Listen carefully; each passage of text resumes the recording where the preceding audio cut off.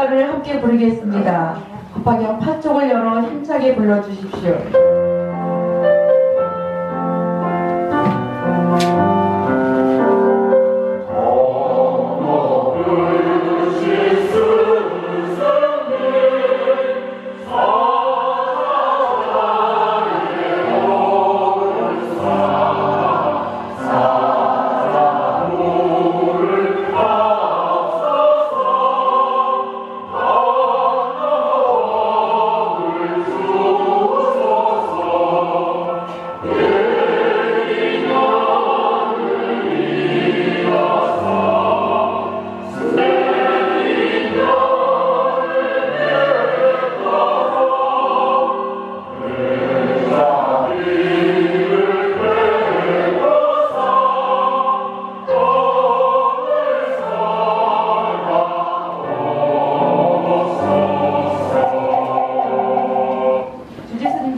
선체로 목탁에 맞춰 3배의 예를 올리겠습니다.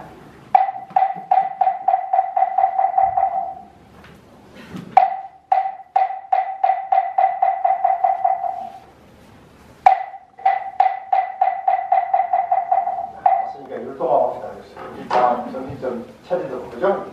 예, 눈은 뭐 한다고 그랬죠? 눈 경경 보고요. 코는 항해 맞고 귀는 염부라고 귀는 검은 거예요. 머리는 누구 생각? 가슴은 누구 자리? 부처님 자리. 손은 뭐하죠? 봉사하고요. 발은? 정각사가요. 눈 경경 보고요. 코 항해 맞고요. 이 염부라고요. 귀 법문 들어요. 머리 부처님 생각 가슴 부처님 자리 손 봉사고요. 벌 청각사가요. 박수. 좀 커주세요.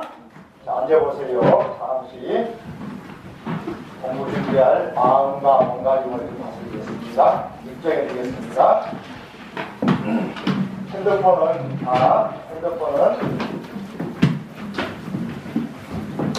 핸드폰은 끄면 더 좋고, 그죠? 진동으로 바꿉니다. 수업 중에 전화 올리면은 현장은 아니라 여러분들이 다 심정이 정신이 흩어집니다. 그래서 한번 꺼내가지고 진동으로 다 바꾸세요. 그죠?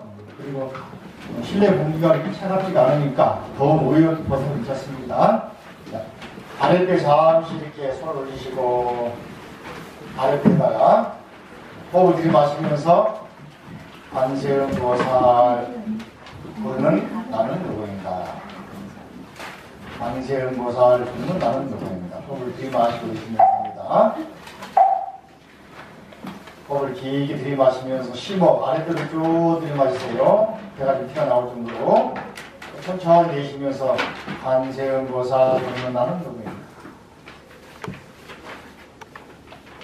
관세음보살 부르는 나는 누구인가.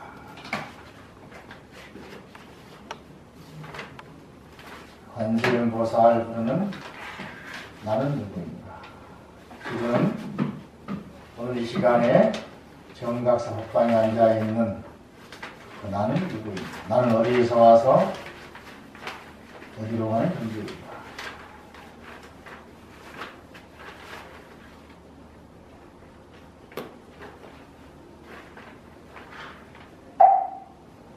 합장하시고 따라합니다. 내 이제 감노의 문을 여나니 내 이제 감노의 문을 여나니 귀 있는 자 들으라 눈 있는 자 와서 보라 낡은 믿음 버리고 경이롭습니다 부처님 세존이시여 경이롭습니다 부처님 세존이시여 마치 넘어진 자를 일으켜 세워주시듯 덮여있는 것을 걷어내 보이시듯 길 잃어버린 자에게 방향을 가르쳐 주시듯 어둠 속에서 평생을 보라고 등불을 비춰주시듯 주님 세종께서는 여러 가지 방편으로 법을 설해 주셨습니다. 주님 감사합니다. 주님 가르침에 감사합니다. 주님 감사합니다. 서로 마주보고 동안 반갑습니다. 그리고 악수. 아픈 다음에 반갑습니다. 반대편 반갑습니다. 자, 박수 반갑습니다. 오늘은 두 번째 시간인데 지난 시간에 감동이 좀 많았죠. 말하지 말씀을 통해서 이렇게 우리가 주 같은 금강경이며 화경이며 안타경이며 우리항수경이며 유마경이며 또는 단야경이며 등등 수많은 대승경전들을 우리가 볼 수 있게 된 것은 말하지 말씀님의 인고의 세월을 겪으면서 그 수모를 당하면서도 오직 주님 말씀을 전하겠다는 주님 말하면은 원력 한 가지로 우리가 보고 있는 것이다. 조금 이해가 됐습니까? 그리고 수업을 지난 시간 못 오신 분들은 우리 밴드에 가입하면은 내용이 올라가 있습니다. 밴드에. 그리고 오늘은 두 번째 해설책이 있죠. 보시면은 78쪽에 타 종교에 대한 법화경의 입장이라는 내용이 있습니다. 이 내용을 일본의 고마자와 대학에서 대학 학부 때부터 요약해가지고 학부 4년 다니고 또 석사까지 다니다가 다시 한국 돌아와서 금강대학교에서 법화경 연구로 박사를 받은 우리 하영수 선생님을 특강드리겠습니다. 앞으로 잠깐 나오실까요? 오늘 그전에 안 보셔도 말이죠. 오늘 영상을 통해서 PPT라고 하죠. PPT 프레젠테이션을 볼 것이니까 그전에 얘기했는데 더 자세한 내용은 집에서 보도록 하시고, 그죠? 보도록 하시고, 오늘은 하 박사님의 여러분 알기 쉽게 슬라이드로 쫙 보일 테니까. 자, 앞으로 나오세요. 이쪽으로. 자, 큰 박수 부탁합니다. 잘생긴 사람 나왔다고요. 자기 소개 한번 해주세요. 소개하고. 예, 만나서 반갑습니다. 예, 방금 소개받은 하영수라고 합니다.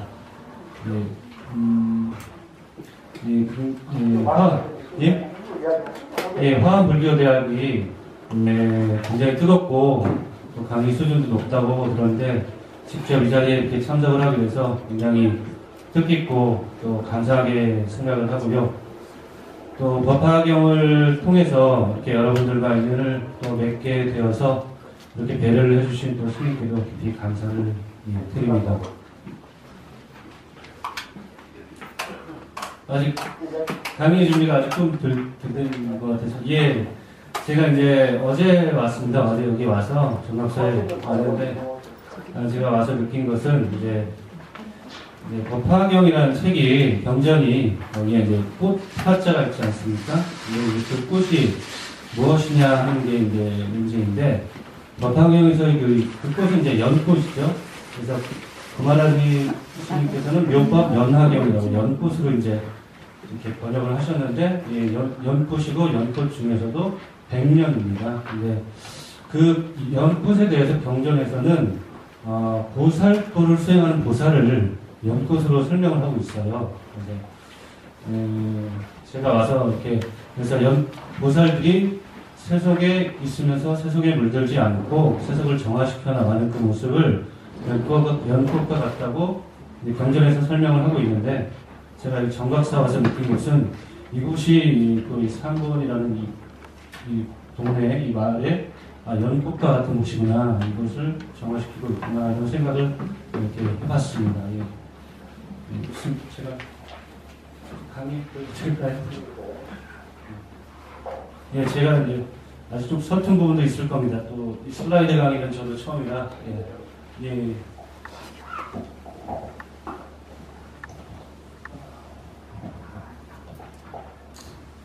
잘 보이시나요? 제 가까이서 봐서 저는 잘 안 보이는데 잘 보이시니까.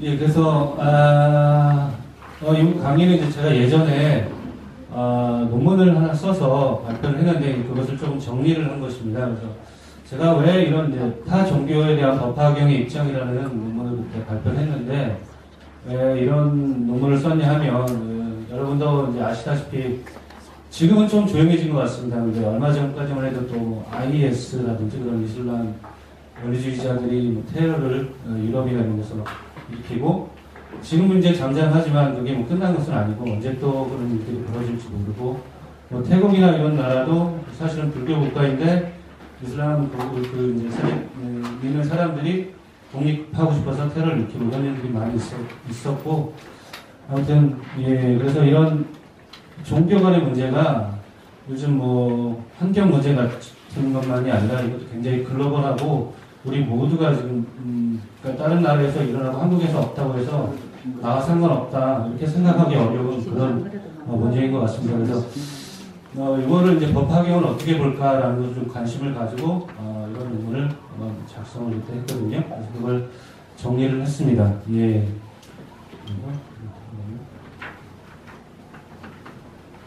잘 보이시나요? 가까워서 잘 안 보입니다. 예.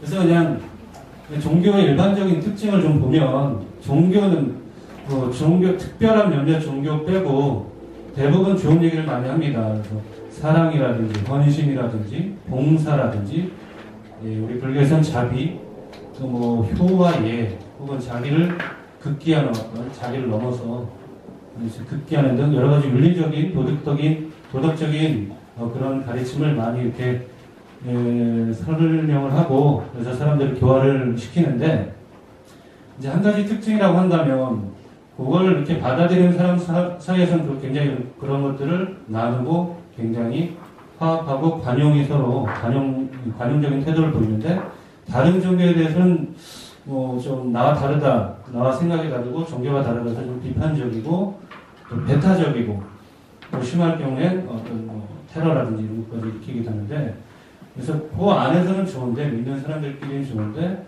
좀 한 발만 벗어나면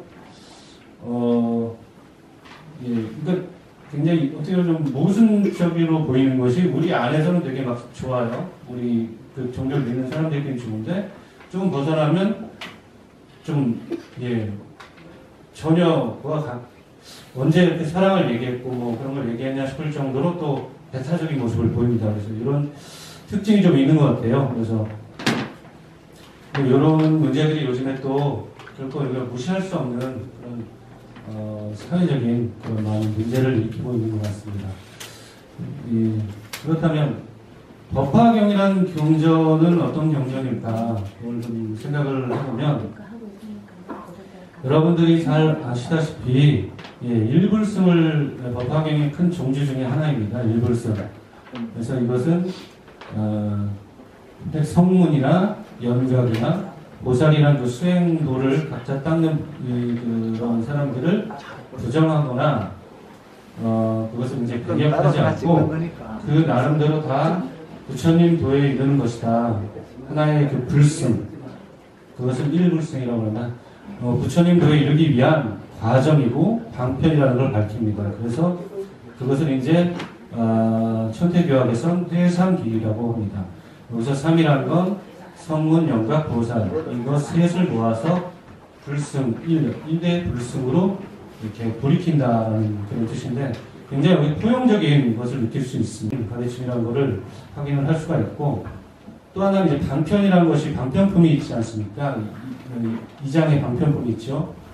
그래서 방편이라는 건 중생의 근기가 다 다르기 때문에 부처님은 일불승으로 제도를 하고 싶지만 불승으로 제도를 하고 싶은데 중생들이 다 근기가 다르고 성향이 틀리고 좋아하는 게 틀리고 그러다 보니까 싸우고 업이 틀리지 않습니까? 그러니까 여러 가지가 다 틀리니까 부처님이 하나를 똑같은 걸 줘도 다 그걸 받아 먹을 수가 없는 거죠. 그래서 부처님은 사람이 맞게 다 다양하게 여러 가지 방법으로 교화를 했다는 것을 방편이라고 하는데 여기에서 보면 그러니까 법화경이 방편을 중시하는 방편분이 이제 제2품에 나오지 않습니까? 그래서 이 굉장히 다양성을 존중하는 태도를 읽을 수가 있습니다. 그래서 크게 말하자면 굉장히 포용적인 태도를 가지고 있다, 법화경은. 그리고 또 하나는 어떤 다양성을 인정하는 어떤 관용적인 입장이 있다라는 것이죠. 그래서 이걸 이제 확인을 할 수 있는데, 그렇다면 이런 것들이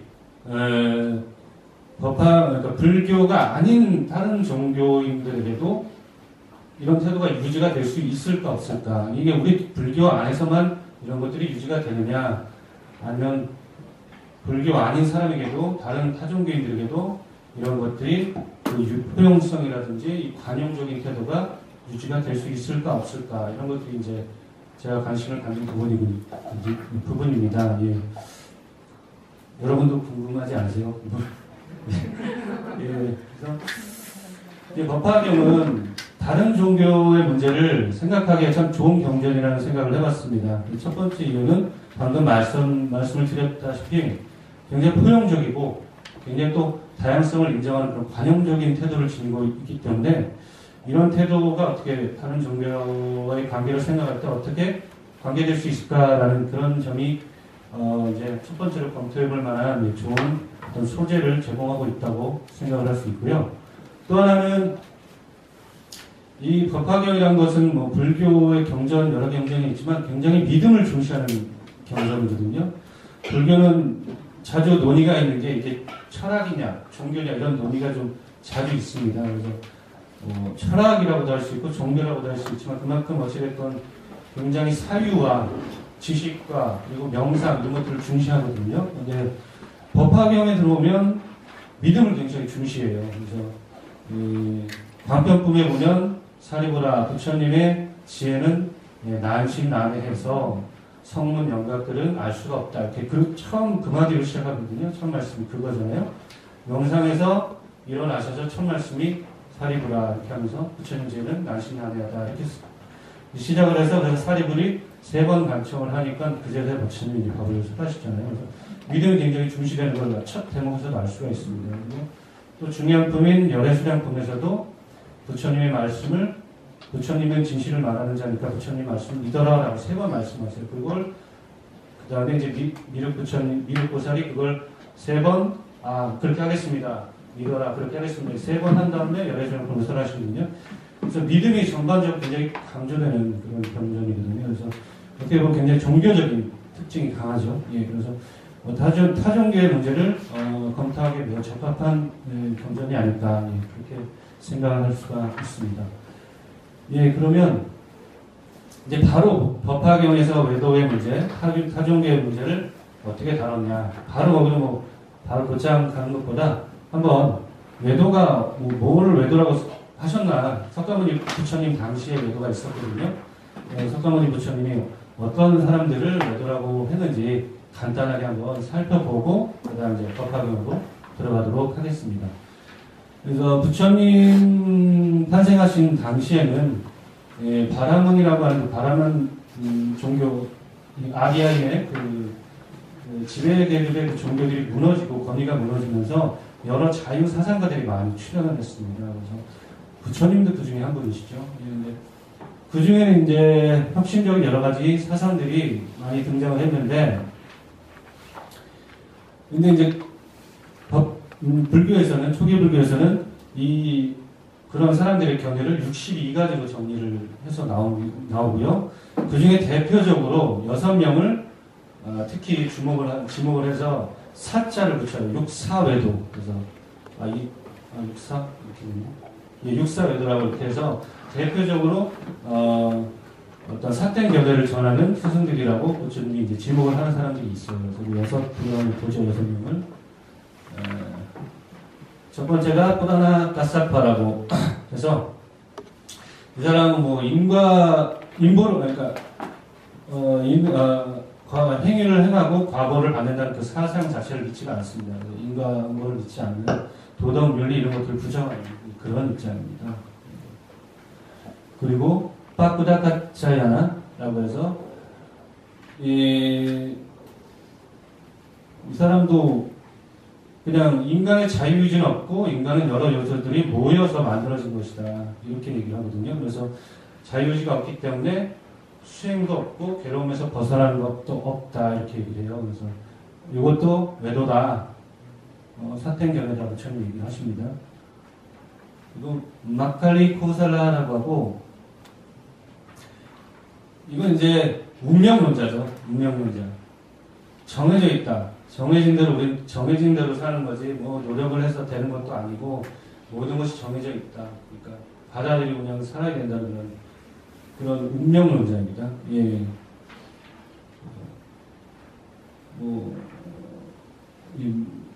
그 다음에 아지타 케산 발리인 이렇게 케사칸 발리인 이렇게 되는데 쾌락주의자죠. 유물론자. 그러니까 뭐 영혼 같은 것은 존재하지 않고 인간은 물질로 이루어졌고 도덕적인 어떤 가치를 추구하는 것이 아니라 어떤 쾌락, 육체적인 쾌락을 추구하는 것을 최고의 가치를 삼는 그런 사람들입니다. 그래서 어떤 영혼이나 윤회, 그리고 인과 법칙, 내세 이런 것들을 다 부정하고 완전히 현실적이고 물질적인 가치만을 추구했던 그런 외도 사텐견을 가지고 있었습니다. 다섯 번째는 산자야 베라틱푸타 이렇게 되는데 이 회의론자입니다. 그리고 불가지론자라고 해서 진리란 건 우리의 인식으로 알 수 있는 것도 아니고 설명 불가능한 것이다 라고 해서 판단을 하지 말아야 된다 이렇게 있죠. 그래서 이 산자야가 유명한 건 부처님의 수제자인 사리불이나 목걸련은 원래 이제 산자야를 스승으로 공부를 했던 분들이거든요. 그래서 나중에 부처님을 만나서 불도로 들어왔습니다. 그래서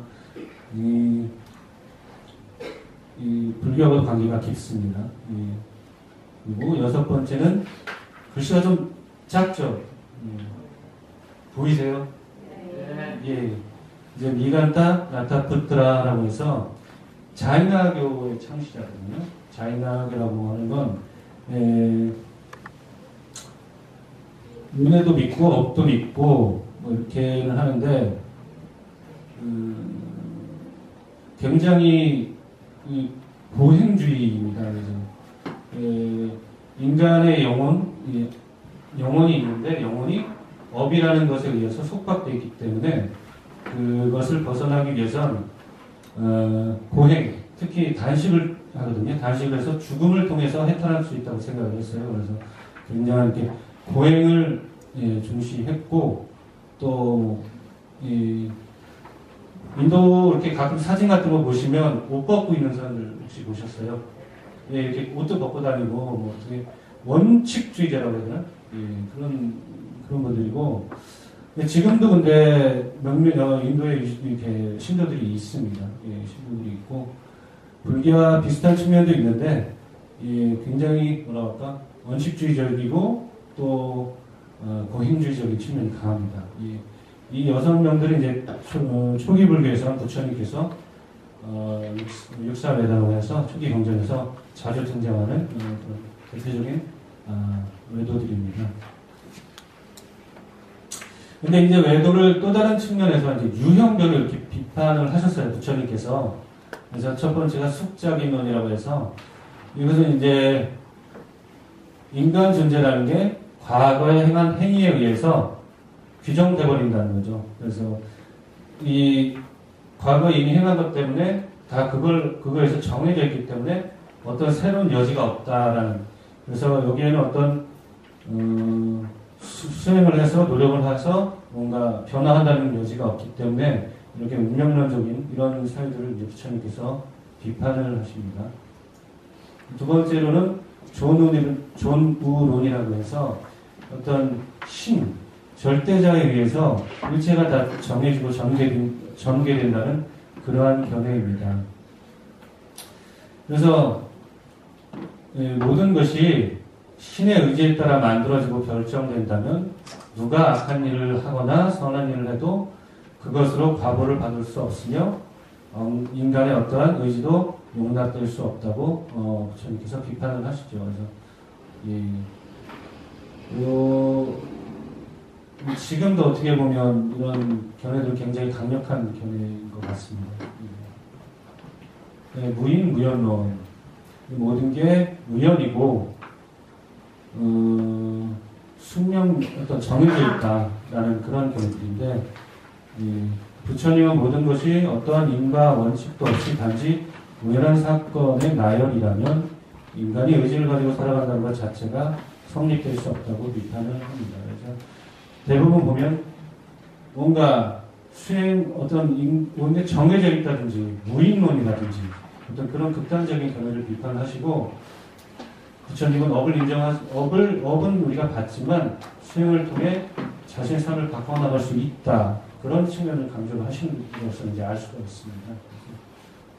네, 무슨 얘기인지 아시겠죠? 네, 뭐 정해져 있거나 아무 무연이 다 됐다거나 이런 어떤 그런 것들이 삿된 견해라는 거죠. 그래서 우리가 수행을 통해서 동시에 바꿔나갈 수 있다, 인간의 노력을 중시하는 부처님의 그런 입장을 읽을 수가 있습니다. 그래서 이 사항으로 이제 간단하게 수기경전에 나왔던 외도에 대해서 살펴봤고, 자, 그러면 법화경에서 외도가 어떻게 달라지고 있느냐, 그걸 좀 살펴보도록 하겠습니다. 두 가지 관점에서 제가 볼 건데요. 사실 여기부터 이제 본론이 되겠습니다. 두 가지 관점은 뭐냐면, 외도에 대해 언급하는 부분이 있고요, 외도를 교화하는 부분이 있습니다. 이 두 가지 한번 보겠습니다. 먼저 외도에 대한 언급을 보겠습니다. 이제 비유품, 제3비유품을 보면 이렇게 어떤 사람이, 부처님이 어떤 사람한테 이 경전을 하래라. 이 경전은 부처님이 아주 비밀의 경전이라고 나오거든요. 방편문의 끝에 보면 아주 여기는 부처님의 비밀의 경전이니까 아무에게나 함부로 설하지 말라고 말씀을 하십니다. 그래서 어떤 사람한테 설하고 어떤 사람한테 설하지 말 것인가를 얘기하시는데, 이건 이제 설해도 되는 사람들 이렇게 얘기하시죠. 잠깐 읽어보겠습니다. 어떤 사람이 지심으로 불사리를 구하듯 그와 같이 경전을 구하되 경전을 얻고서는 정대하여 받아지니고, 또한 그 사람이 다른 여타 경전을 구하지 않으며 외도의 경적은 생각조차 없거든 그런 사람에게 곧 설해 주어라. 그러니까 간절하게 이 법을 구하는 자들한테 설해 주라고 부처님 말씀하신 거거든요. 여기 제가 밑줄 그어놨는데, 외도의 경전을 생각하지 않는 사람들, 이름이 나왔는데, 여기 그래서 살짝 언급이 나오죠. 예, 이렇게 나오고, 그 다음에 이제 제14 안락 행품에도 보살들이 이제 법화경을 전하기 위해선 몸과 마음을 어떤 식으로, 그러니까 규율이죠. 어떤 율법처럼 몸과 마음을 어떻게 지니고 생활해야 된다라는 말씀하시는데, 그 중에 이제 몸에 관한 얘기가 나옵니다. 몸은 이런 사람들을 가까이 하지 말라, 권력자들을 가까이 하지 말라, 이런 얘기가 나오고, 그 다음에 이제 외도들, 그러면서 곧 누구 바람은, 그리고 아까 우리 봤습니다. 이게 니건자라는 게 자이나교 그 교주를 얘기하는 거고요. 그 교도들, 옷 벗고 수행하는 사람들 있지 않습니까? 예. 그래서 바람은 니건자, 그 다음에 뭐 세속의 어떤 필 찬탄하는 외사를 만드는 사람들, 이런 사람들하고는 가까이 하지 말라. 그러니까 권력자나 아니면 외도들하고 가까이 하지 말아라, 이렇게 설명하고 계시죠. 근데 이제 언급을 하셨는데, 이게 진짜 이게 부정적인 건 알 수가 있죠. 그래서 이런 사람들은 가까이 하지 말아라고 말씀을 하셨는데, 이게 이제 완전히 배타적인 의미냐라는 그걸 좀 생각을 해봐야 될 것 같아요. 저는 그렇게 생각을 안 하는 게, 다음에 좀 봤는데, 우리 바로 앞에서 다른 경전을 구하지 않는 사람들, 그런 사람들한테 설해주라고 하셨거든요. 그러니까 아까 여기 이 논문 여기 보시면 외도의 경전은 생각조차 없거든, 바로 앞에 다른 경전은 구하지 않으며 이렇게 있죠. 다른 경전이 뭘까요? 다른 경전이 뭘까요? 확실하게 알 수가 없는데, 문맥상 이거요?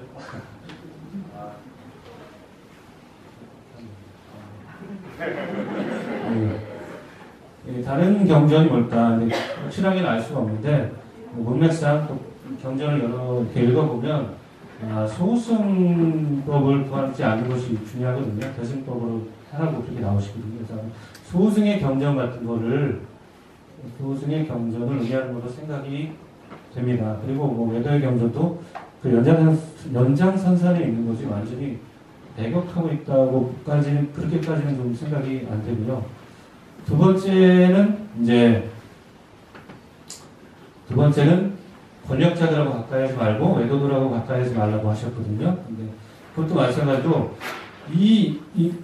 거기 이어지는 그 다음 문장이 있어요. 제가 인용은 안 했는데 다음 문장에는 성문의 도에 속하는 비구 비군이 남신자 여신자와도 교류하지 말고 그들과 순방이나 경행 강당에서도 함께 머무르지 말라고 설명되고 있습니다. 말씀드린 거랑 비슷하죠. 소승경제를 말씀드리는데 성문에 속하는 사람들하고 같이 어울리지 말라는 굉장히 좀 그런 태도가 있어요. 그래서 외도를 완전히 배격하라는 의미가 아니라는 게 여기 보면 이런 다음 구절이 있습니다. 그 바라문이 됐건 왕이 됐건 외도가 됐건 어찌 됐건 가까이 하지 말되 그들이 오면 이렇게 말씀하세요. 바라지 않고 바라는 마음 없이 법을 설하도록 해라. 그러니까 이 법화경을 바라지 말고 그들에게 설해줘라. 그러니까 그들한테 일부러 막 같이 가서 친해지려고 하지 말더라도 그들이 가까이 오면 법을 구하면 법을 언제든지 설해줘라 이렇게 말씀하시고 계시거든요. 그래서 이 외도에 대한 부정적인 언급이 있는 건 맞는데 그렇다고 완전히 배격하는 것이 아니라 그들이 오면 언제든지 법을 설해주라고 이렇게 말씀하고 계세요.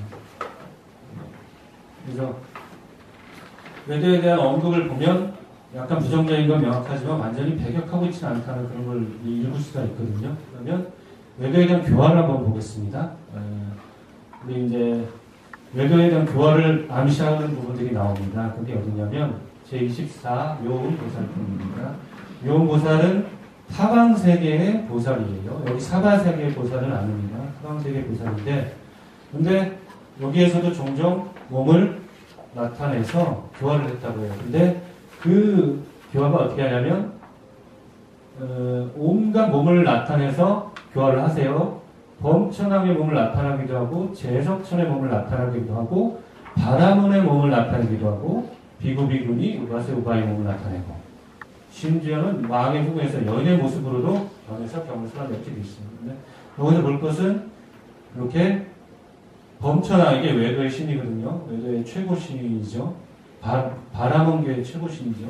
범천왕의 모습으로 교화를 하기도 하고 바라문은 외도의 사제입니다. 오늘날 치면 목사님 같은 분인데 외도의 사제의 몸으로도 교화를 하신다고 되어 있죠. 그러니까 이런 식의 어떤 외도의 모습을 통한 교화가 암시가 되고 있어요. 이게 이제 그 다음 품은 이어지는 관세음보살 봉헌품 우리 불자님들이 널리 복송하는 관세음보살 봉헌품인데 관세음보살도 마찬가지로 여러 가지 몸으로 중생을 제도하세요. 근데 범천왕의 몸으로 제도자를 제어할 때는 범천왕의 몸으로 설법하고 바라문의 몸으로 제도자야 할 자들에게는 바라문의 몸으로 설법한다 이렇게 되어 있어요. 그러니까 이런 걸 보면 외도의 모습으로 교화하는 경우가 종종 있다는 걸 알 수 있죠. 외도의 모습으로 나타나서 다시 불법으로 인도하는 것이죠. 이런 것들을 그러니까 외도의 모습으로 나타나서 교화하는 사람은 외도이겠죠. 그 사람은 그렇죠. 외도의 내가 신이나 외도의 사제의 모습으로 나타나서 교화했으면 그 사람은 아마 외도일 거죠. 외도인데 끌고 가겠죠. 이런 식으로 이제 이렇게 해서 불도로 인도하는 다양한 교화가 설해지고 있습니다. 불보살의 강편이죠.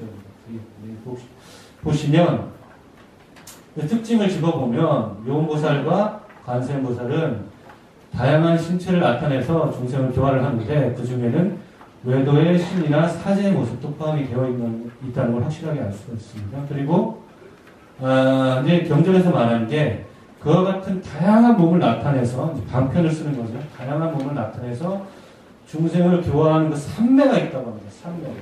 삼매가 있다고 하는데 그 삼매를 현, 일체, 색신, 삼매라고 합니다. 보시면 일체, 모든 색신, 몸을 나타내는 나타내는 삼매죠. 모든 몸을 필요에 따라 나타내서 교화하는 삼매입니다.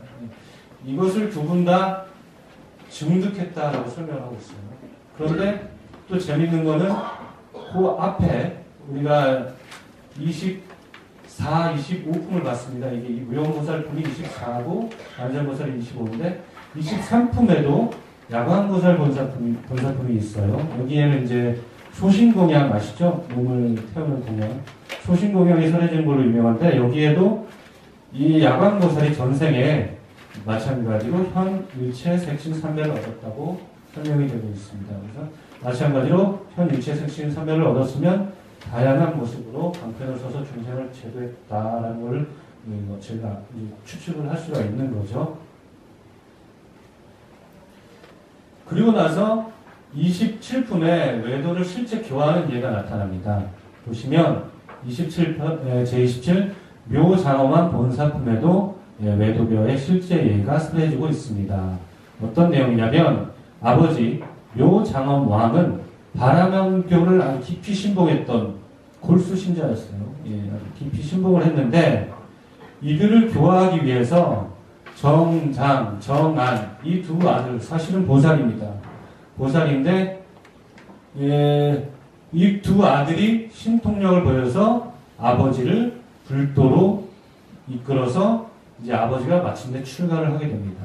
법화경을 듣게 돼요. 이런 예가 나옵니다.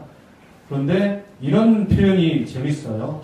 보시면 이 정장, 정안 이 두 보살이 어떻게 탄식을 했는가 하면 저희들은 법왕의 아들이거늘 법왕이 부처님이지 않습니까? 저희는 부처님 아들인데 어찌해서 이 삿된 집에 태어났습니까? 라고 탄식을 해요. 그러니까 바람을 믿는 집에 외도 집에 태어났다는 게 이제 그래서 자유롭게 부처님 법을 들으러 갈 수도 없고 출가를 못하고 지금 이러고 있다는 게 답답한 거죠. 그래서 이렇게 탄식을 했어요. 어째서 저희는 법왕의 아들인데 어째서 이 삿된 집에 태어났습니까? 이게 이렇게 나오죠. 근데 결국 어떻게 됩니까? 이 두 아들이 아버지를 불도로 인도를 하게 되고 그래서 그들이 이 아버지의 선지식이었다는 게 이제 밝혀지게 됩니다. 경전에서. 그래서 이 품은 외도를 교화하기 위해서 일부러 어떤 서원이라고 할까요? 일부러 외도의 집에 태어나기도 한다는 방편의 또 다른 측면을 보여주고 있는 것으로 생각이 됩니다. 실제 교화가 나타나죠. 그래서 쭉 보시면 23, 24, 25, 23, 24, 25, 그 다음 27품 쭉 연속해서 외도에 대한 교화가 계속 언급이 되고 있는 거예요. 아시겠죠? 예. 그래서 외도에 대한 종합적인 검토를 한번 해보자면 외도에 대한 부정적은 있어도 동시에 외도에 대한 교화가 실제로 사라지고 있다는 걸 확인을 할 수가 있습니다. 따라서 제가 생각하는 건 사소한 부정적인 표현에 얽매일 것이 아닌지를 좀 해봤어요. 근본 입장, 일체 중생은 모두 붓다의 자녀. 일체 중생 계시하자라. 부처님이 경전에 나오는 거거든요. 일체 중생이 내 모든 내 자녀이다. 이렇게 말씀을 하세요. 모든 중생이 성불할 수 있다는 걸 이제 일불승이라고 저희가 부릅니다. 경전에서 이렇게 말씀을 하시는데 또 경전에 아주 자주 나오는 표현이 부자 관계로 중생과 부처님 관계를 설명을 해요. 부자 관계. 이런 부자관계 설정은 법화경의 아주 두드러진 특징 중에 하나입니다. 다른 경전은 이런 표현이 그렇게 많이 나오지 않아요. 초기 경전에 조금 나오는 건 있는데 다른 대승경전에 어느 정도 나올지 제가 정보는 모르겠는데 이렇게까지 많이 또 빈번하게 자세하게 나오는 데가 없습니다. 이게 글씨가 굉장히 작아서 잘 안 보이시죠? 제가 이걸 읽어드리겠습니다. 비유품만을 보더라도 비유품이라고 하는 건 방편품 다음에 비유품이거든요. 비유품만 보더라도 부자 관계에 대한 언급이 5번이 나와요. 비유품 한 품 안에서 5번이 나오거든요. 그래서 제가 5번을 뽑아봤어요. 자, 이렇게 읽어보겠습니다. 사리부리여 열애 역시 그와 같으니 열애는 곧 일체 세간의 아버지이니라. 두 번째는 나는 중생의 아버지다. 이게 2번 나와요. 나도 또한 그와 같으니 성인 중에 가장 존귀한 세간의 아버지이며 일체 중생은 모두 나의 자녀이니라. 여기 있죠. 일체 중생 계시 오자로 되네요. 일체 중생이 모두 나의 자녀이다 라고 설명을 하고 부처님이 밝히고 계시죠. 너희 모든 사람은 나의 자녀이며 나는 곧 아버지이니라. 예, 여기도 이렇게 나오죠. 이걸 다 검토를 해서 종합을 하자면 이렇게 됩니다.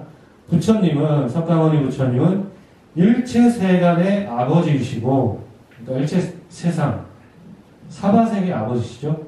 일체 세상의 아버지이시고, 일체 중생은, 우리 사바세계에 있는 모든 중생은 모두 부처님의 자녀이다. 이렇게 됩니다.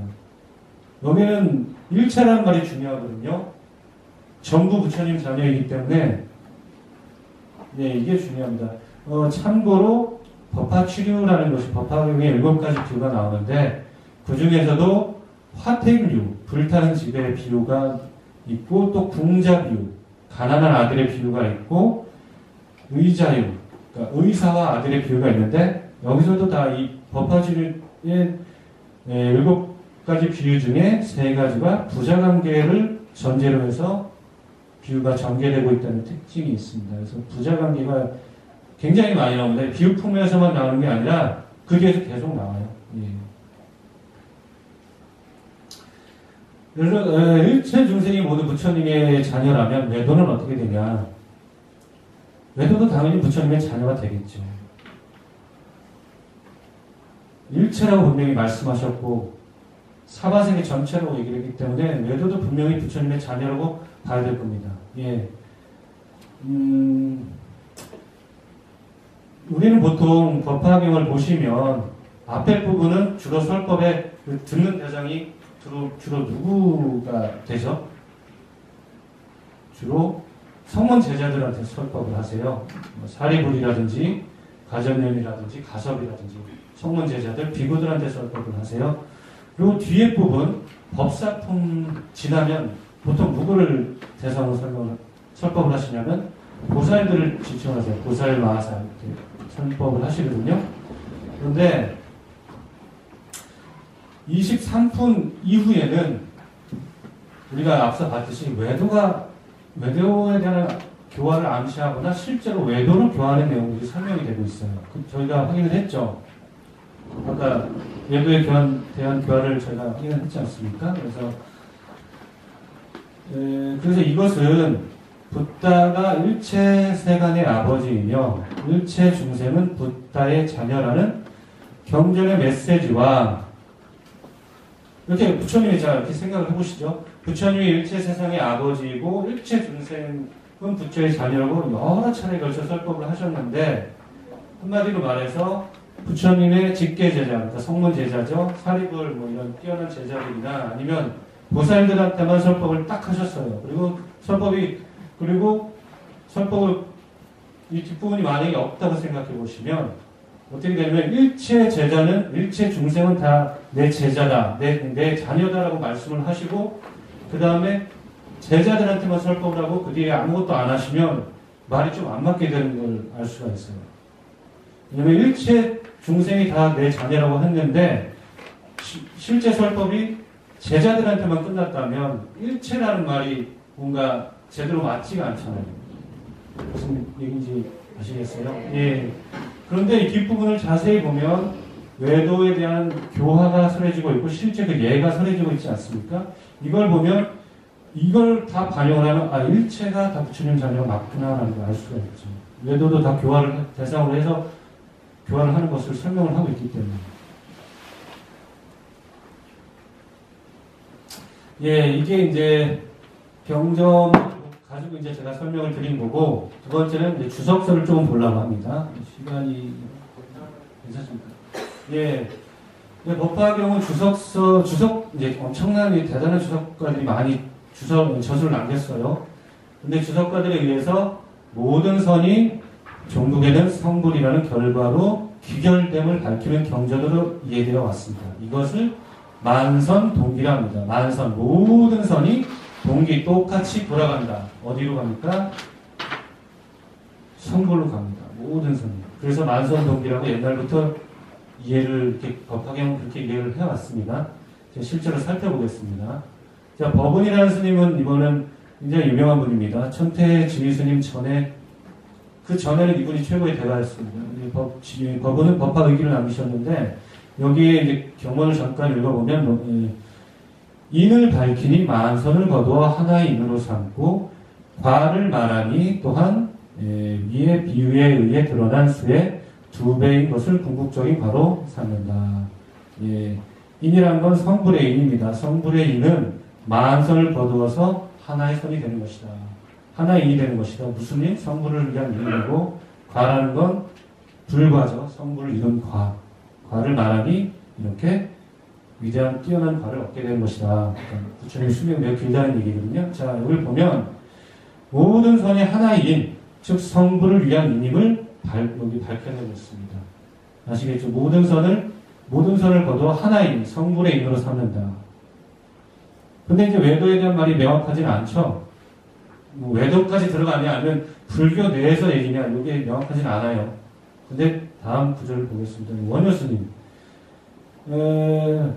사실 원효스님이 해동의 성자 우리 원효스님께서 법화정을 남기셨는데 거기를 보시면 자긴이란 성인이든 범부든 내도든 외도든 도분이든 복분이든 일체의 선근이 위없는 도리에 함께 이르지 않음이 없는 것이다.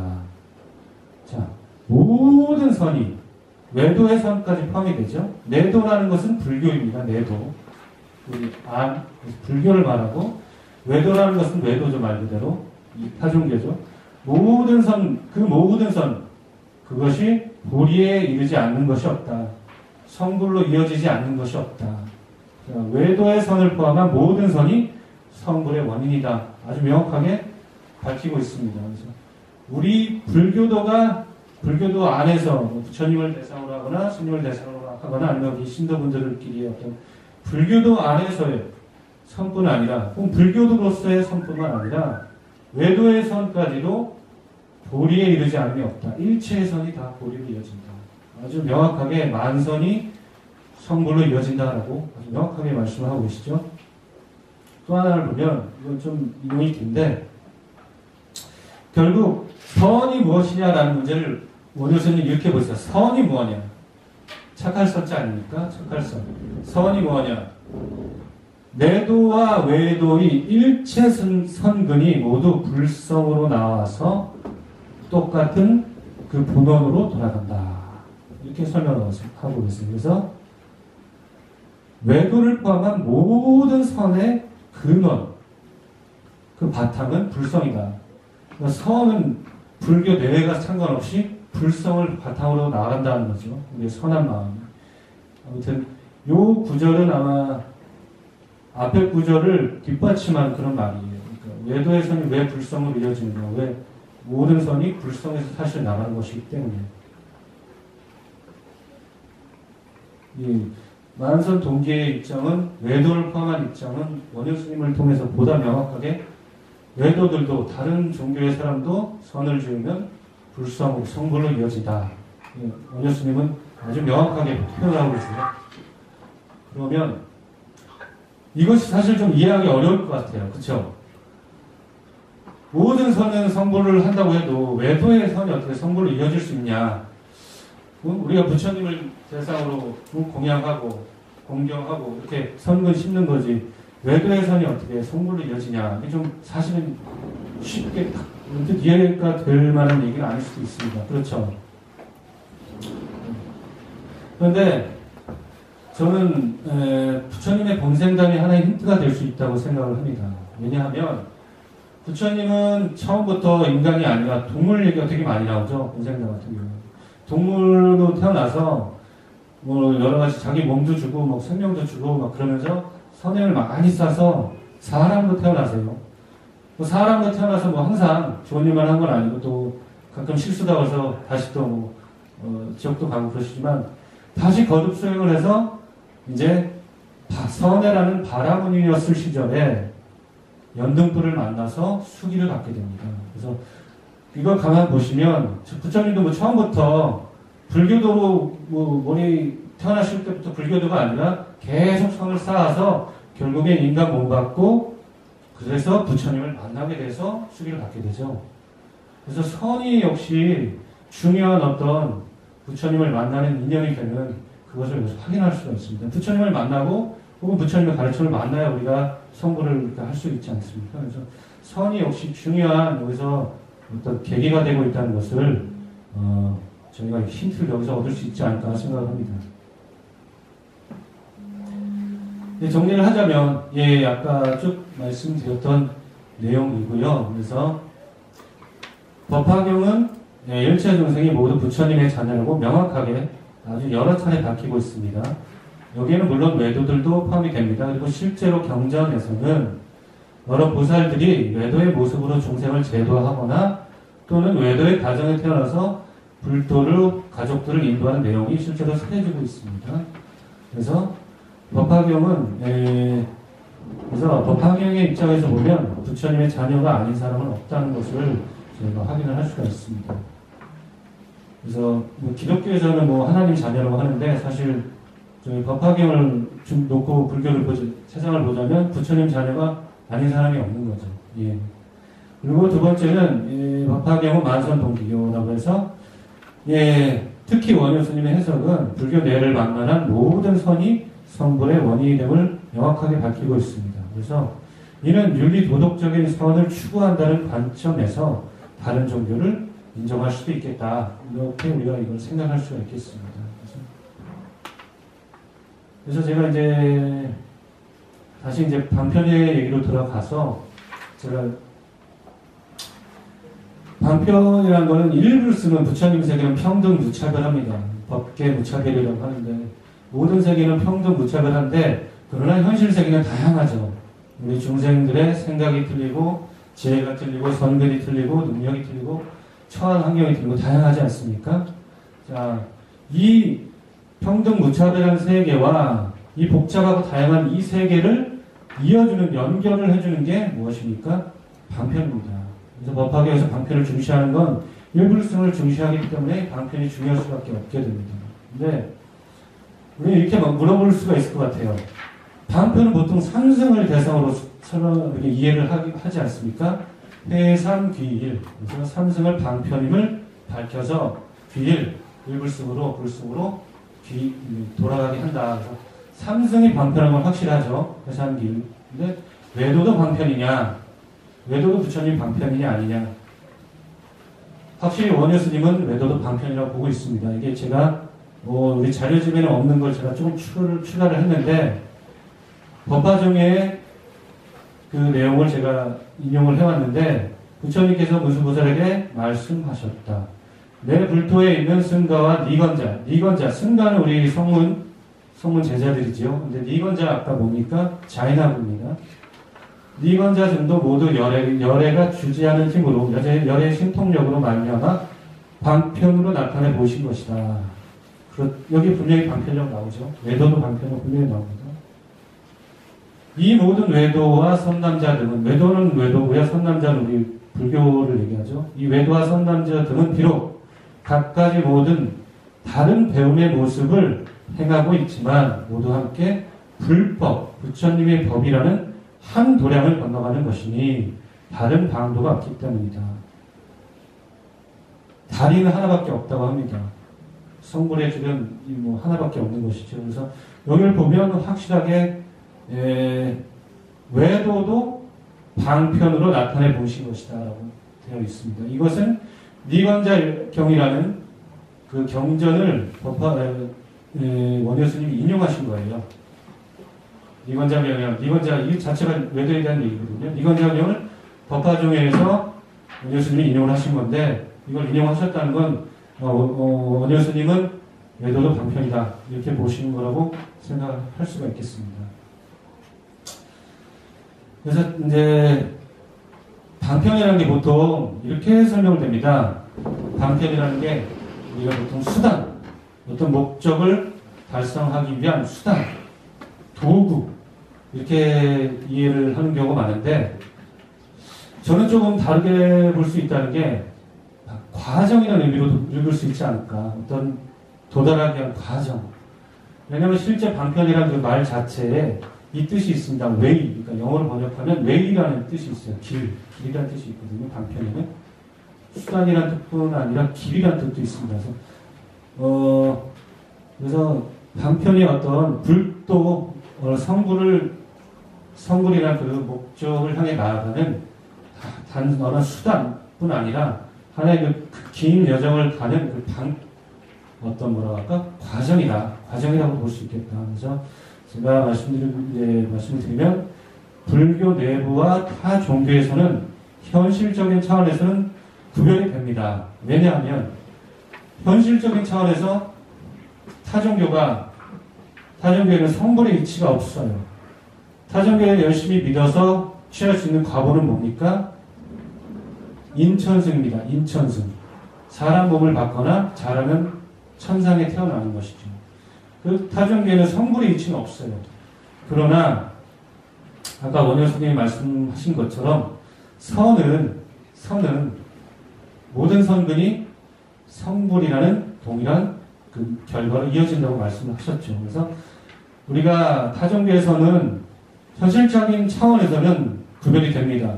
성불의 이치가 없기 때문에 한계가 있는 것이죠. 타종교에서는. 그러나 모두 일불승의 대도에 이르기 위한 하나의 과정의 의미가 있다고 볼 수 있지 않을까. 제가 이렇게 정리를 해봤습니다. 그래서 이제 마지막으로 말씀드리면 과거 7불 통계 있지 않습니까? 그래서 모든 악을 짓지 말고 여러 선을 행해서 그리고 여러 선을 행할 것이며 받들어 행하며 그 마음을 스스로 청정케 하라. 이것이 부처님의 가르침이다. 이렇게 하셨죠. 그래서 선을 굉장히 중요시 하죠. 선을. 악을 짓지 말고 선을 행하라. 이게 모든 부처님의 공통된 가르침이고요. 예.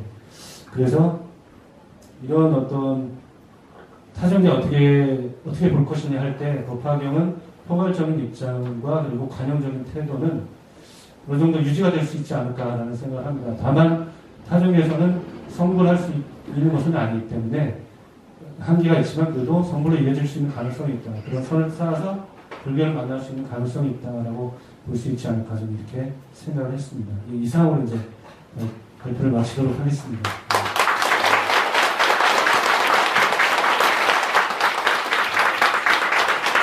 그렇습니까? 네. 보니까 젊고, 그죠? 멋쟁이잖아요. 그렇지 않습니까? 네. 혹시 여기 강의 들으시면서 아까 말씀드린 그 기독교 서다에 나왔던 이야기인데 아버지와 아들 관계 처음 들어봤죠? 예불에 나와 있어. 62쪽. 예불은 뭐예요? 예불은 뭐예요? 삼계노사 사생사고. 그죠? 주님은 3계 중생들을 잘 인도하시는 분이고 또 뭐라 했어요? 사생의 자비로운 아버지다. 사생은 태생, 난생, 습생, 파생. 이게 다시 말하면 사람뿐만 아니고 모든 생명이 있는 존재들의 아버지다 그 말이거든요. 이 말 따서 예수 기도 지팡하는 거야. 그리고 법화경이 왜 중요하냐면은 한국 불교뿐만 아니라 일본, 중국 같은 경우에 법화경 중심으로 또 게다가 더해진 천태 사상까지 합쳐져가지고 굉장히 불교 문화가 폭넓게 접하고 있어요. 중국이나 일본 가면은 그런 사찰들 가면 법화경이 다 보일 정도로 눈에 보일 정도로 화려하고 또 현실감 있고 또 굉장히 살아있단 말이죠. 대표적으로 우리나라에서도 여기 교재에 보면 교재 불국사에 무슨 탑 있죠? 다보탑, 석굴암. 절에 가면은 대웅전. 그죠? 그리고 이제 예불문에 보면은 10대 제자, 16성, 500성, 독수성, 1200세대 아라한. 법화경 물론 많은 게 나오지만 법화경 직접만 나온단 말이죠. 영산 당시 수불문주, 영축산이에요. 또 여러분 알고 있는 저희 가면 음악 있죠. 영산회상가. 들어봤어요? 네. 들어봤슈? 또 영산제.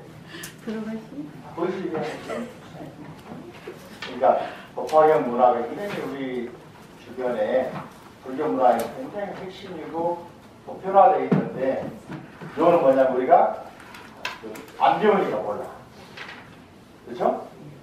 그리고 이제 아까 말씀드린 만선봉 누구나 선불할 수 있다.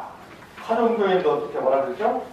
스님이 전생에 동물이다가 복지에서 인간이 됐다가 화종교인 됐다가 또 본문 깨달아서 살리잖아요. 그러니까 타종적인 우리가 무시하지 말고, 응? 속으로, 응? 편하면 싸울지 모르니까 너는 원래 주님 아들이야. 너 나를 만나기 잘 다행이야. 언젠가는 승부할 거야. 그죠? 아까 그 정한이라고 하는 아들이 아버지를 좋아하잖아.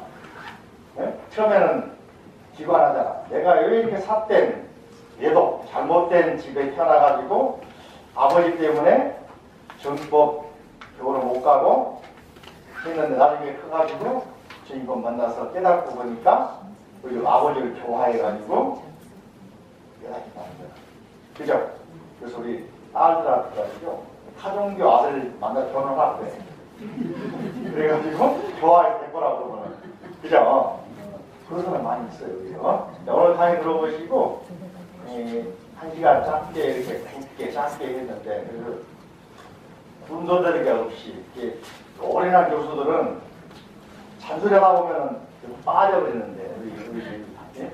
한영수 교수님은 정확하게 하다 보니까 시간도 딱 맞춰서 있고 핵심만 딱 했는데 물론 어려울 수도 있어. 그렇지만은 조금만 관심이 있으면 알 수 있는 내용이고 여기 보면은 아까 육사일도 가운데 대해서 요즘 기독교처럼 전으로 모든 게 신의 뜻 이미 있었어요. 그리고 일신교라고 하는 것도 혹시 여러분 이집트의 사상 정규 이집트의 다신교거든요. 원래는 근데 혹시 수탄가만이라는 그런 이집트 이면서 최초로 일신교를 믿는 사람들이에요. 근데 그 왕이 일찍 죽으면서 그 거대한 도시가 사라지고 다시 다신교로 올라오는데 근데 그 사람이 이제 수많은 다신교를 기존의 사제들을 다 죽여버리고 파괴해버리고 박해해버리거든요. 그분은 왕이니까 강제로 전체 이틀을 내가 믿는 신을 믿으라고 강요하면 일신교로 갑니다. 처음 들어봤어요? 기간인가 했어요. 그랬는데 그 사람이 이제 예전 시절에 왕이 죽고 나니까 다시 원래 모습 돌아왔습니다. 요게 지금의 기독교의 전 모델. 나중에 이제 로마 시대에 와가지고 기독교인들이 우리 가자 하는 거 일신 하나만 믿자고. 근데 하나만 믿자는 사상이 기독교만 있는 게 아니고 우리나라 동학 쪽에서 하나님 그러더라고. 동학 중에 대신주의교나 대종교 중사도에서 하나님 그러더라고요. 그러면서 원래 하늘 하나였다는 거예요. 우리나라에도 일신교가 대종교 쪽, 그리고 단군교에서 있었단 말이에요. 거기에 올라가면은 재밌는 것들을 많이 하더라고요. 서양의 훈족, 그러니까 훈, 올라가면 한족하고 만나. 한사람과 만나. 또 하나, 칭치스탄을 대한 한자로는 한 쓰거든, 한하고 만나. 올라가면은, 그래서 또 중국의 유명한 고대에 순임금, 요임금 있잖아요. 순임금이 한족이에요. 우리나라 한족이. 중국의 한족이 아니고 한국할 한자 있잖아요. 그죠? 그 중국의 고대 역사의 책이라 동의전에 나온 책이에요. 내가 확인해봤어. 하나 보기 힘들더라고. 한족이. 그리고 많은 경우에 중국의 고대 왕들이 한족이었다는 말을 한단 말이에요. 하나 그런 말이에요. 닭다 그런 말이에요. 심지어는 이제 더 올라가면 이제 더 고대에는 또 만나는 게 많이 있어. 그 시간 아니니까. 그런데 불교에서 말하고 있는 주변에 말하면은 아버지와 아들 관계에 비유가 많이 나오고 있죠. 이게 기독교의 전인물이 아니고 다양한 종교가 있단 말이지. 지금 그중에 많이 쓰니까 좀 많이 쓰면 돼버리잖아요. 그죠? 이게 종교의 사상의 모습이거든요. 재밌는 것은 최근에 서양이나 유럽에서는 유명한 생물학자가 있어요. 영국 사람들. 옥스퍼드 교수입니다. 도킨스라는 사람은 신은 없다. 최근 나온 책이야. 신을 안 믿어도 된다. 없다. 지금 현재 영국에 살아있는 최고 진화를 학자란 말이죠. 그죠? 다시 말하면 유럽에서는 이미 그 이야기가 정리됐어. 특히 누구냐면은 임마누엘 칸트라는 사람이 뭐라 했습니까? 모든 것은 과거의 어떤 관념과 현상의 결합이라고 얘기했어. 또 바로 그 전 시대에 니체라는 사람은 신은 죽었다고 얘기했어. 이게 뭐냐면은 신의 시대에서 인간의 시대로 그 현상과 우리 상위 세계, 이성과 관찰, 감정. 다시 말하면 우리가 살아가면서 있지 않습니까? 우리가 보고 느끼는 걸 감정이라고 하는 거예요. 이걸 우리 감각으로 하는 거예요. 감각과 또 한 가지는 깊이 생각하면 뭐가 있을까? 사유의 세계가 있어. 깊은 사유의 세계. 이성, 생각을 로고스. 로고스. 들어봤어요, 로고스? 이런 세계가 만나가지고 만들어요. 이 부분은 불교의 인과 원인과 결과. 그죠? 라고 할 수 있는 것이 연기법이 할 수 있는 것이고요. 오늘 강의 들으시면서 한번 평소에 궁금해 인도의 이제 고대 종교의 다양한 모습이 나왔는데 질문이 있어서 의심이 있다. 약간 기간자 그러면 자인학교 그죠? 지난 겨울에도 이제 자인학교 삭불사원 갔는데 부처님과 똑같은 차이점이 뭐냐면 빤스를 안 입고 있어. 몰라요. 부처님은 가서 써고 있잖아요. 또 실제로 현재 자인학교들은 동이파, 비기파가 있어서 동이파는 아예 옷을 안 입어요. 납체파들이에요. 재미있는 것은 이전에 몇십 년 전에 그 인도의 유명한 여자 수상 인드라 간디라고 있었잖아요. 간디 수상. 간디 그 토마스 간디 범비가 마하트마 간디 말고 네루의 딸 간디라고 하는 여자 수상이 있어요. 인드라 간디라고 그러거든. 인도 수상이었거든요. 자인학교 소위 말 부처님들처럼 축제날, 자인학교 탄신 기념일날, 자인학교 총대표 동정스님 같은 게 일종의 버스 다 먹고 와가지고 막수하고 해요. 그 사람은 수치가 아니고 그 사람들은 무소유를 주장하니까 다 버려야 된다. 그리고 또 한 가지는 자인학교가 인도 인구 예약 인도가 12억 인구예요. 중국은 14억이거든요. 지금 인도는 세계에서 젊은 층이 가장 많은 나라입니다. 20, 30대가 비율이 가장 높아. 왜냐면 얘들이 많이 나니까. 그죠? 젊은, 그래서 인도를 가니까 차이에보다 인크레더블 인디아를 영어로 인크레더블. 무슨 뜻이에요? 인크레더블. 크레딧 그러면 신용 있다 그런 말이죠. 인 그러면 이제 부정한 말이거든. 이거를 우리가 놀려먹죠. 믿을 수 없는 인디아라고. 못 믿을 인디아. 근데 그 사람들은 인디아가 뭐냐면은 위대한 그런 말이 있고 놀랄만한 경이로운 그런 말이 있어요. 영어 따라 인크레더블. 하나 배우라니까. 크레딧 그러면 믿다 그잖아. 그죠? 인다니까 우리는 소중하게 그냥 일반적으로 못 믿어 그러면 이 사람 그게 아니고 놀랄만한 경이로운 위대한 그런 말이야. 차에 막 쏘여서 내가 가이가 들렸지. 못 믿을 인도 아니야. 그러니까 아니라고. 경이로운 인도라고. 그죠? 인도에서 모든 사람이 많이 나왔잖아요. 세계 최대 최초의 문명도 인도에 있었습니다. 그죠? 참 특이하죠. 그죠? 그러니까 우리가 지금은 잘 못 사는 나라라고 생각할 수 있지만 알고 보니 인도가 굉장히 그 사람이 풍부하다. 지금도 인도는 이제 자인학교도 있고 소수지만 자인학교들은 살생을 엄격히 규제하고 살생, 농사 안 지어요. 농사하다가 밤에다가 벌 죽이잖아요. 물도 말이죠. 망사에 걸러서 마신다. 벌레를 죽인다고.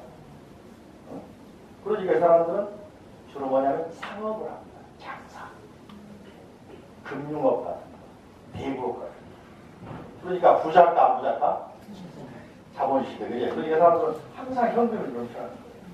농사 안 짓고 그러니까. 그래서 자인학교가 인도에 현재 종교 인구는 적지만은 인도의 부를 차지하는 비율이 높아. 금융업 같은 거 합니다. 혹시 자 들어보고 질문. 그 시간 우리 교수님한테 그죠? 자, 한번 박수 한번 보내주시고.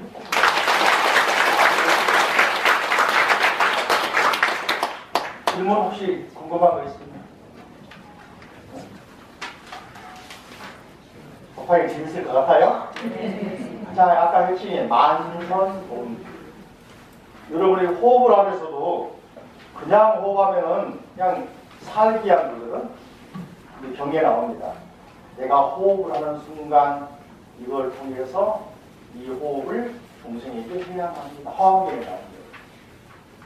내가 산을 가면서 그냥 걸어가는 게 아니라 내가 원을 세웁니다. 모든 중생들이 산처럼 덕이 높아지기, 만물을 키워주기.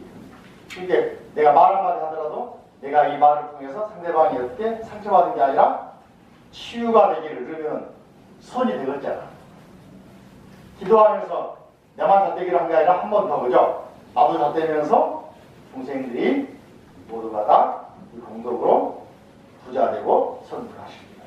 한마디만 바꾸면은 나도 좋고 너희 좋고 매우 좋고, 나도 기도가 되고 중생도 중생 해양하게 되잖아요. 이게 선이란 말이지. 생각도 마찬가지예요, 그죠? 내가 해야지 하는 생각하면은 이제 이익이지만은 내가 해서 이익을 얻어서 돌려줘야지 하면 어떻게 되겠어요? 그죠? 이러니까 내가 일거수일투족, 살아가는 것, 생각하는 것, 말하는 것, 행동하는 것, 밥 먹는 것, 세수하는 것, 선 아닌 게 없단 말이에요. 이게 만선이야. 천가지 만가지 모든 선, 동위, 부처님의 세계로 부처님이 되기 위해서 수행하는 거예요. 중생에게 해양하는 거예요. 그죠? 그런 원리가 법화경에 잘 나온다. 그죠? 또 혹시 또 질문이 우리 젊은 사람 왔을 때 어떻게 얼마나 왔으면 좋아, 그죠? 어? 박수 한번 더. 소개를 받았는데 우리 저기 같이 공부했던 그 공부기 교수한테 물어봐가지고 했는데, 법화경 연구한 젊은 아주 멋진 친구 있다고 그래서 궁금했는데 어디 딱 보고 내가 부처님 화신이가 있거든. 그래 안 보여요? 어? 질문 한번 질문인데 말 한번 가도 누가? 네, 우리 보사 그래.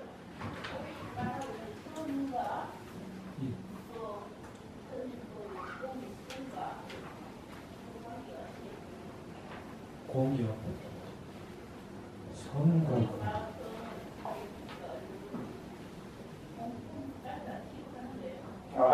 어렵다. 쉽지 않아요, 정말.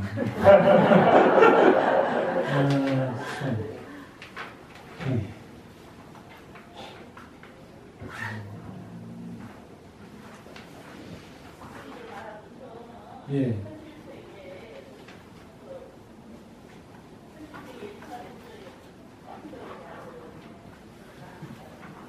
예.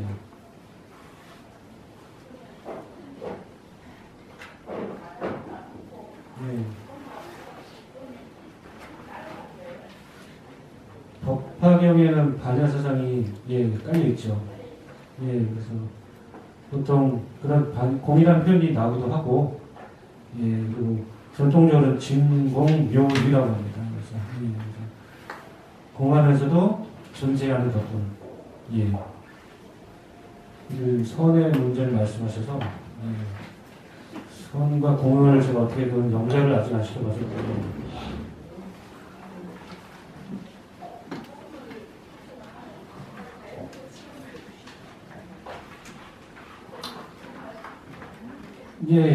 그렇습니다. 그래서 법사품 같은 데 보면 법사가 법을 설할 때 열애의 방에 들어가서 열애의 옷을 입고 열애의 자리에 앉아서 법을 설하라고 하는데, 열애의 방이 자비이고, 그 다음에 열애의 옷이 인욕이고, 그 다음에 열애의 자리라는 건 공자리라는 거거든요. 그래서 공과 자비 이걸 다 같이 말하고 있습니다. 이제 이번 말고 6월 달에 또 한번 법사, 지금 말하는 법사 얘기했어요. 그죠?